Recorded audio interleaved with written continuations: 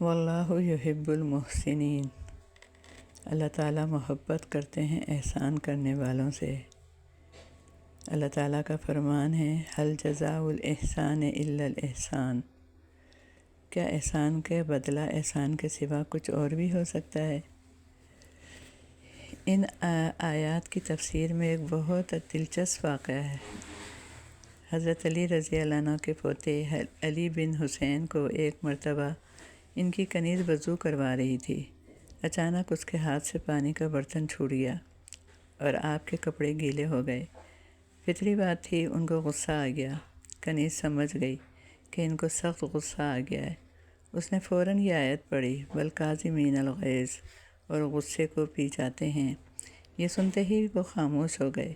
کنیز نے دوسرا حصہ پڑھا والعافین عن الناس، اور لوگوں کو معاف کر دیتے ہیں۔ یہ سنتے ہی کہنے لگے کہ میں نے تم کو معاف کیا۔ بہت ہوشیار تھی، کہنے لگی واللہ یحب المحسنین، اللہ احسان رکھنے والوں سے محبت کرتا ہے۔ کہنے لگے کہ اچھا جاؤ، میں نے تمہیں آزاد کیا۔ شعب الایمان 7964۔